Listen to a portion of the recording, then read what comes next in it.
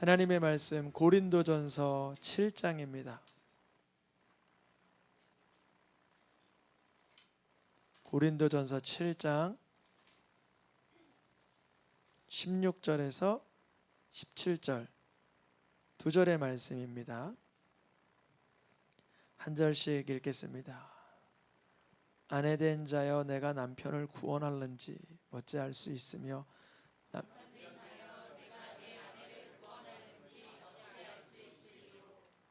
오직 주께서 각 사람에게 나누어 주신 대로 하나님이 각 사람을 부르신 그대로 행하라. 아멘. 오늘 말씀의 제목을 함께 읽겠습니다.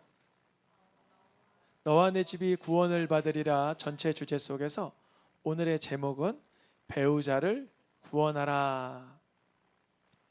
이번 주 수요일이 부부의 날입니다. 그래서 5월 21일이 왜 부부의 날인가?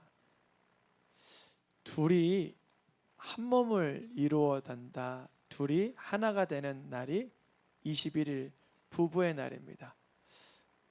이 부부의 날은 어떻게 유래되었나? 한 목사님께서 가정의 소중함, 하나님께서 처음 만드신 이 공동체, 이 부부, 가정을 귀히 여기자 해서 시작되었고, 많은 또 지자체에서도 이 부부의 날을 기념해서 행사를 갖습니다. 만약 오늘 말씀 들을 때 아직 미혼이거나 청년이거나 사별하였거나 또한 여러 이유로 따로 살게 된 이들도 있을 텐데, 말씀을 받는 방법은 내가 나의 배우자에게 구원의 영향력을 끼치듯 내 가까운 친구, 가족, 동료, 이웃에게 어떠한 구원의 영향력이 되고 있는가라는 관점으로 말씀을 들으시면 되겠습니다. 오늘 말씀 고린도전서 7장 16절에 아내된 자여 그리고 남편된 자여, 사도 바울은 홀로 지낸 사람이에요.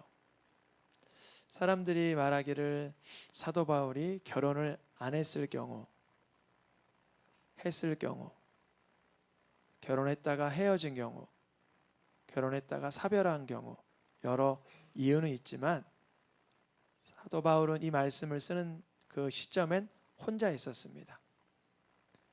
그때 사도 바울이 믿음 안에서 어떠한 권면을 주냐면, 아내된 자여 남편, 그의 영혼을, 그의 삶을 너로 인하여 구원의 능력이 임할 줄 어찌 알 수 있으며, 남편 된 자여 내 아내가 낙심하고 괴로워할 때, 쓰라리고 아파할 때, 영혼의 문제로 힘겨워할 때 너가 내 아내를 구원할는지 어떻게 알 수 있느냐라고 응원해 주는 메시지입니다.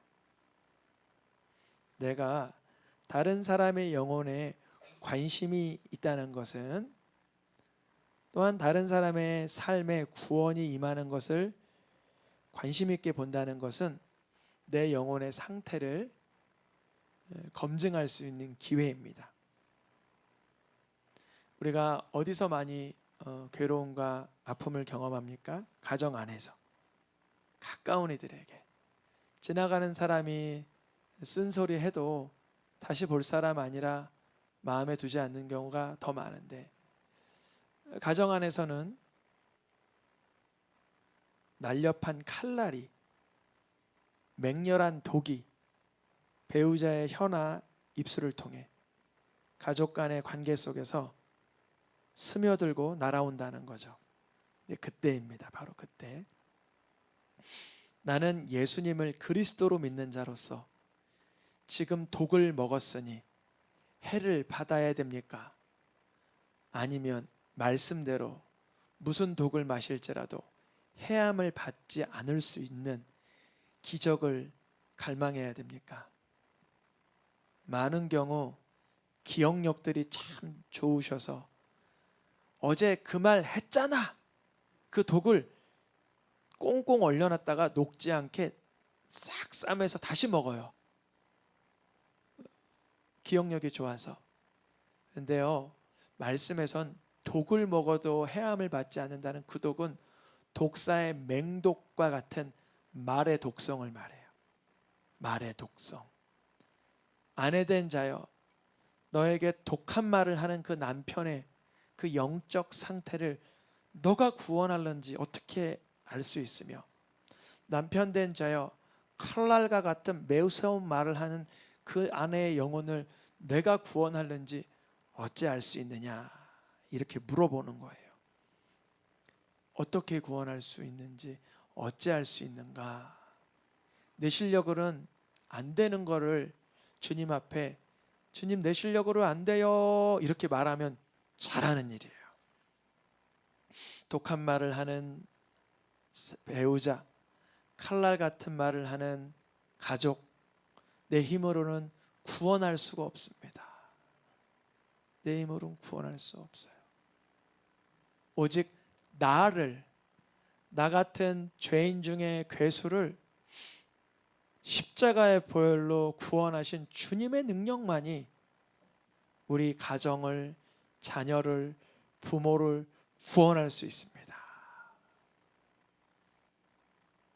예수님의 실력만이 구원의 근거가 됩니다.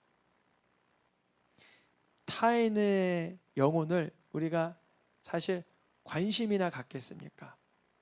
내 감정 추스리기 바쁘고 내 한 몸 돌보기 바쁜 인생 속에 누구를 구원할는지 우리의 힘으로는 역부족이지만 우리의 영혼의 표대이신 예수 그리스도를 바라볼 때 신비한 기적이 일어나게 하시는 줄 믿습니다.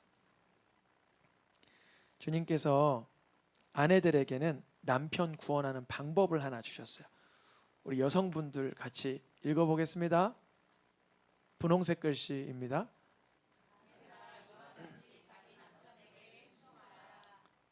그래요. 말씀이죠. 하나님 말씀에서 아내들에게는 무엇을 주문하셨어요? 남편에게 순종하라. 나 지금 피곤해.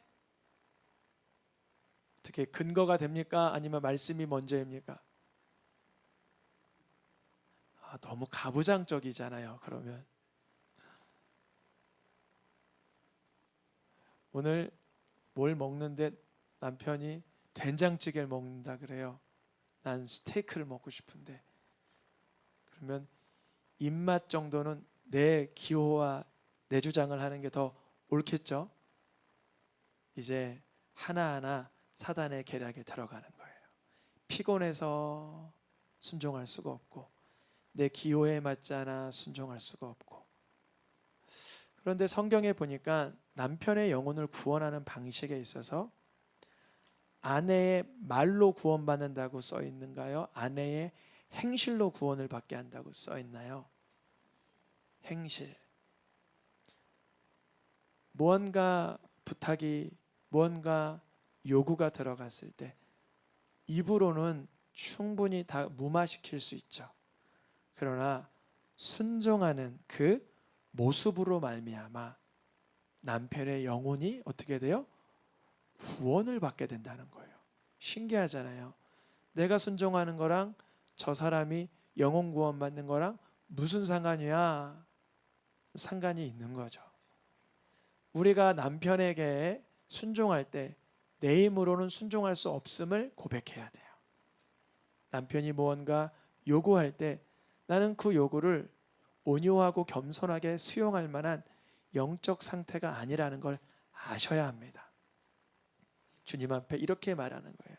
주님, 내 힘으로는 순종할 온유와 겸손이 있지 않지만 예수님께서 나를 위하여 말씀에 복종하신 그 본을 따르게 하여 주시옵소서. 그때 내 힘이 아닌 하늘로부터 신비로운 능력이 순종케 하는 내 모습을 누가 봐요? 남편이 보는 거예요. 이렇게 생각하는 거예요. 아니, 우리 내 아내가 내 말에 순종한 적이 없는데 귀찮다고 하는데 불편하다고 하는데 왜 나한테 시키냐고 하는데 당신은 손이 없냐 발이 없냐 말하던 사람이 갑자기 진심을 다하여 내게 이렇게 배려해 주니 저 사람이 믿는 하나님은 어떤 하나님인가, 그걸 눈으로 보게 하라는 거예요. 어렵겠죠. 어려워요. 쉽지 않아요. 이제 남편에게 말씀하시는 말씀은 남편에게도 말씀하셔요. 남편들아, 우리 남편분들만 파란색 글씨 읽어보겠습니다. 남편들아, 귀히 여기라. 짧으네요. 짧아요. 마음가짐인데요. 아내를 어떻게 여기래요? 귀히 여기라. 나는 내 아내를 세상에서 가장 귀하게 여긴다. 그러면 이런 분들은 어떻게 하시면 되냐면, 죄송합니다, 통장, 보석, 보화, 예물, 귀히 여기는 내 어떤 소중한 것 누구에게 다 소유권을 넘기면 돼요? 아내에게 다 넘겨도 되는 거예요. 왜냐하면 누가 제일 소중하니까? 아내가. 여러분, 남편분들은 그렇게 사시길 축복합니다. 내게 소유권이 있을 필요가 없죠. 내게 가장 소중한 분은 누구예요? 남편. 아니, 아내. 아내만 있으면 전부니까 내 모든 게 아내에게 가도 내가 가장 크게 잃어버릴 상처는 아내밖에 없는 거예요. 남편들이 그 마음이 있을 때 주님이 어떤 기적이 일어나냐면 기도가 막히지가 않아요. 이 기도가 아닙니다. 이 기도예요. 남편이 아내를 귀하게 여길 때 하나님께 올려드리는 기도는 하나님이 다 응답하세요. 이 말씀이잖아요. 성경 말씀. 그래서 저도 이렇게 가정 생활을 10년 넘게 하다 보니까 때로는 편안한 마음에 익숙하게 대할 때 있겠죠. 그럼 주님이 때리세요. 어떻게 때리냐면, 저기 세강마을에 있을 때 전자레인지 좀 날라줘 그래요. 전자레인지가 꽤 무거웠어요. 오븐 기능 있는 전자레인지예요.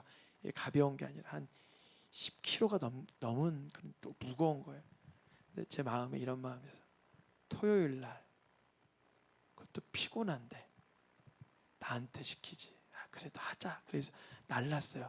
나르다가 어떻게 됐냐면 그 불평하는 그 마음이 허리로 전달이 돼서 뚝 그랬어요. 그대로 못 일어났어요. 기어갔어요.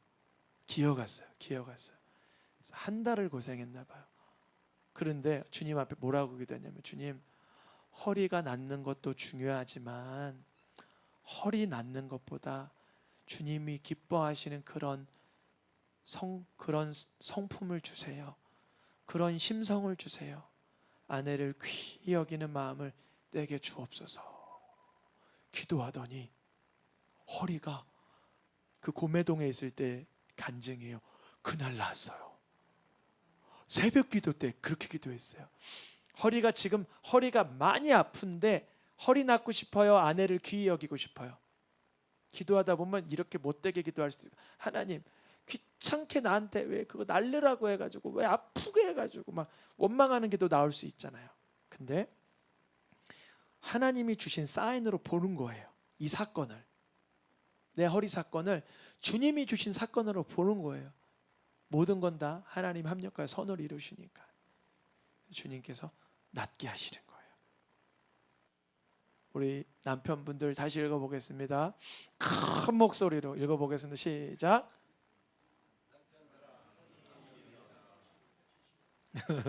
남편들아, 귀히 여기라. 우리 먼저 한번 읽었던 거 아내분들 읽어보겠습니다. 아내들아, 순종하면 그 모습을 남편이 봄으로 하나님의 기적을 경험하게 되고, 또 아내들은 남편의 그 마음속, 여러분, 아내분들은 남편이 날 귀히 여기는 걸 행동으로 보이기 전에 눈빛만 봐도 다 아시더라고요. 우리 남편분들 귀히 여길 수 있는 예수 그리스도의 마음이 부어지기를 축복합니다. 남편은 아내가 순종 아니한다고 할 때 말씀에 써 있잖아. 순종해. 이래야 될까요? 이거는 말씀에 어긋난 거예요. 왜 어긋나냐면 귀히 여기라 그랬잖아요. 내 말씀을 받으시면 돼요. 아멘. 남편이 오늘따라 나를 너무 천대하는데 순종할 수 있어요? 이렇게 말하고 싶겠죠. 내가 순종할 줄 알아? 귀히 여기라 그랬잖아. 내 말씀을 받으면 돼요. 혹여나 좀 속상하고 내게 좀 부끄러움을 가중시킨 남편이라 할지라도 그때가 기회인 거예요. 주님, 이 순간 내가 감정적으로 이렇게 스크래치를 세게 할퀴임을 받았지만 이때라도 순종할 수 있는 그런 위대한 능력을 주시옵소서. 예수님께서 제자들이 배신하고 도망가는 와중에도 하나님 말씀에만 복종하셨던 것처럼 제자들이 적당하게 잘해줄 때 하나님의 말씀에 복종하신 게 아니라 제자들이 다 뿔뿔이 흩어지고 아무런 그런 위로자가 없는데 예수님은 하나님만 바라보시며 순종하신 것처럼 아내들아, 자기 남편이 물론 귀히 여기면 좋겠지만 그래야지 않을 때라도 무엇하라? 순종하라. 그 모습을 보는 것입니다.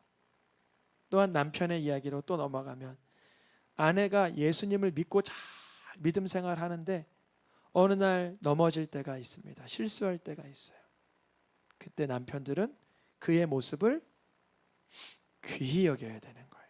왜 귀히 여기냐면 잠시 연약해진 아내가 연약한 그릇이요 넘어졌지만 내가 귀히 여기는 그 사랑의 손길을 통해서 하나님께서 다시 은혜 주실 것을 바라보라는 거예요. 그걸 바라보라는 거예요. 남편은 아내를 귀히 여기면 귀히 여길수록 아내에게 흘러들어간 그 은혜로 인하여 우리 가정의 기도가 상달되는 것입니다. 우리 이런 고민할 때 있어요. 내가 편안하게 살고 싶어서 예수님 믿는 사람과 결혼했건만 뭐 결혼하고 나도 또 구원시키래. 예수님 믿는데 아주 틀린 말입니다. 예수님 믿지만 그 가정에 둘 다 예수님 믿지만 오늘도 구원이 임해야 돼요. 그 사람의 원망과 불평과 혼미함과 낙심에 구원이 임해야 돼요. 그 사람의 절망과 슬픔과 아픔에 또 구원이 임해야 돼요. 그러니까 남편은 귀히 여기는 삶, 아내는 순종하는 삶이 지속되어야 합니다. 두 번째 그룹은 내 배우자, 내 가족, 내 가정은 나만 예수 믿지 예수 안 믿는 사람이 허다한데 도무지 안 되더라고. 도무지 안 돼.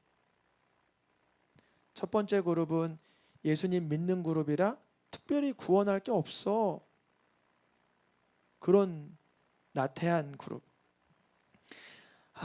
내 아내, 내 남편, 내 배우자, 내 가족은 예수를 너무 싫어해. 말하기조차 너무나 힘겨운 멀리 있는 그룹. 이렇게 나눠질 수 있어요. 배우자를 구원하라.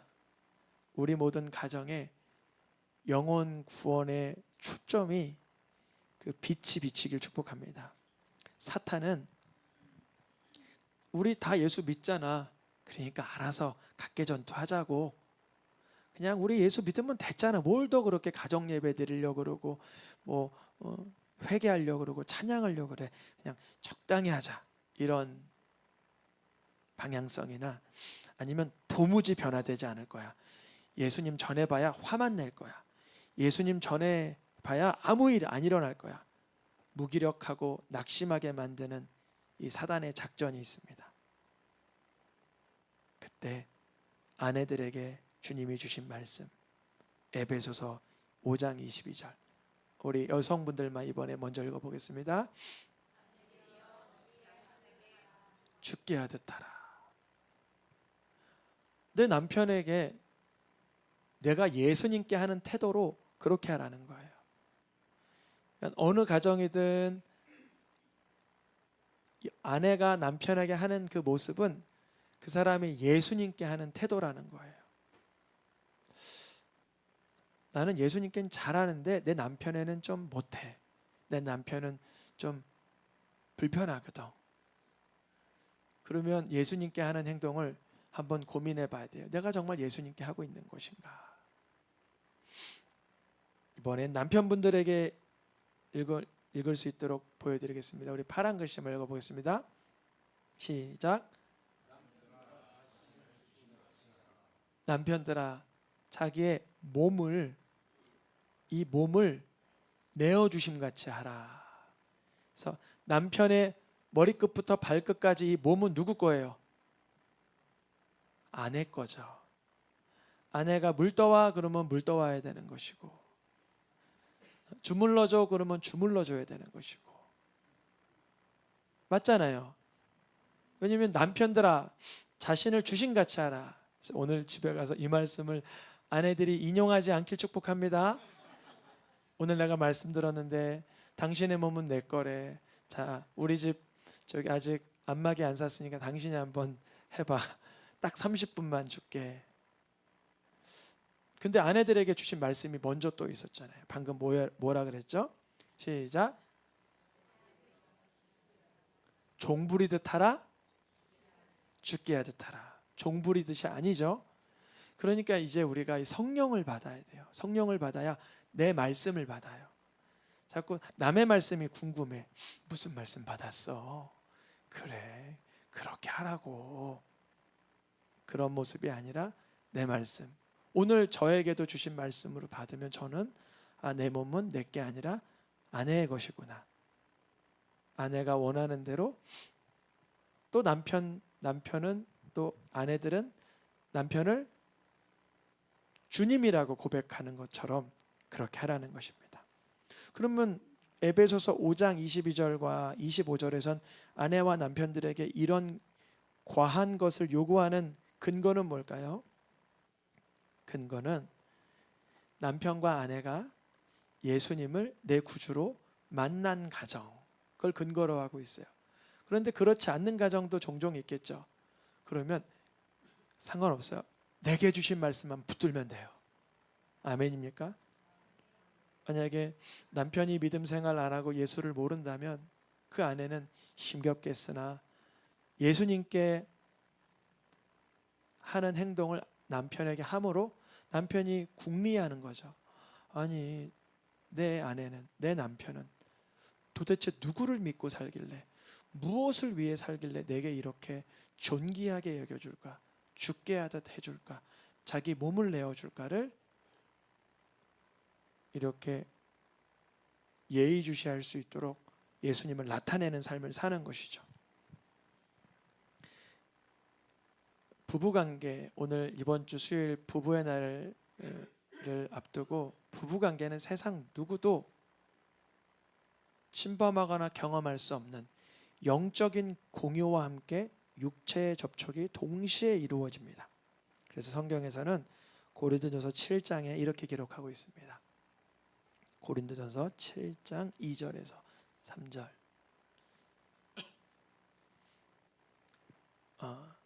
이렇게 기록되어 있죠. 음행을 피하기 위하여서, 남편분들 읽어보겠습니다. 파란 글씨. 남편은, 아내분들 읽어보겠습니다. 목적이 음행에 관한 전쟁에 승리하게 하도록 남편이 아내에 대해서 의무를 다해주는 거예요. 의무가 뭘까요? 정신적 지지, 존귀 여기고 바라보고 가꾸고 응원하는 그 남편의 의무를 다 해주는 거예요. 아내도 그렇게 할지라. 영적인 성숙을 위해서 기도하고 싶은 시간이 있다면 기도하다가도 고린도전서 7장 5절 말씀에 서로 분방하지 말고 무엇하라? 다시 합하라. 이유는 뭘까요? 사단이 그 상대를 시험하게 만드는 거예요. 여러분, 가정 안에서 분방하지 않고 합할 수 있는 말씀의 능력이 일어나길 축복합니다. 한 사람은 은혜 받고 한 사람은 은혜에서 고립되는 것이 아니라 이 은혜가 흘러감으로 둘 다 성숙하며 풍성해지는 것입니다. 이 가정 안에서 발생하는 분쟁과 고난과 역경이 사실은 예수님을 그리스도로 바라보는 지름길입니다. 지름길. 남편은 나의 힘으로 사랑할 수 없는 순간을 만날 때, 내 힘으로 사랑하려고 애쓰지만 그게 안 될 때, 나를 위해 피 흘려 구원하신 예수께로 나아가는 거예요. 그래서 성장하게 되고 성화되는 것이에요. 아내는 나의 힘으로 순종할 수 없는 그 순간 예수님께서 나의 머리 되심을 기억하고 순종할 힘을 부여받는 거예요. 부여받는 거죠. 그러니 다른 사람의 영혼 구원이 내 영혼의 성장과 아주 밀접합니다. 아주 밀접해요.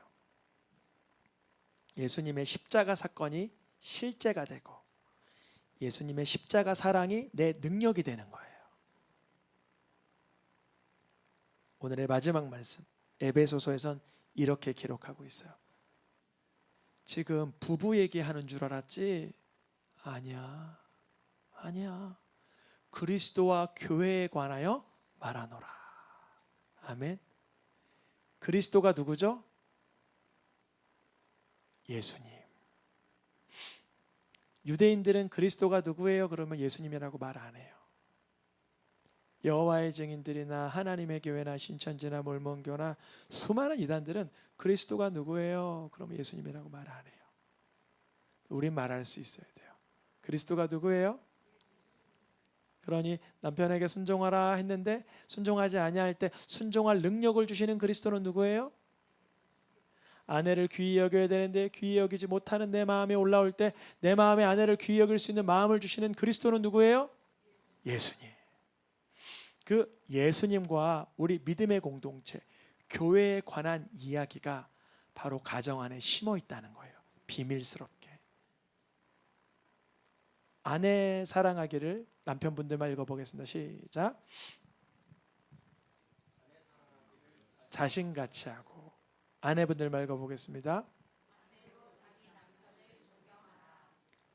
이러한 기적이 일어날 때 아내가 세상에서 제일 존경할 사람은 누구예요? 어떤 분이 이런 설교하니까 목사님이요! 그러더라고요. 아니에요. 저도 가정에 돌아가면 비천하고 부족하고 허약하고 실수 많은 한 인간이에요. 아내는 내 남편 존경하기를 최고로 여기면 되는 거예요. 세상에서 내 남편이 최고로 멋지다. 내 남편 같은 신뢰할 만한 사람은 예수님 빼고는 없다. 유일한 내 존경의 대상은 남편이어야 되는 거예요. 또 남편들도 다른 사람에게 눈길이 가는 것이 아니라 오직 내 아내에게만 눈이 고정돼야 돼요. 내 마음이 고정돼야 돼요. 그것이 바로 그 상대를 향한 하나님의 마음, 영혼 구원의 지름길인 줄 믿습니다. 우리 시간 찬양하며 함께 기도하겠습니다.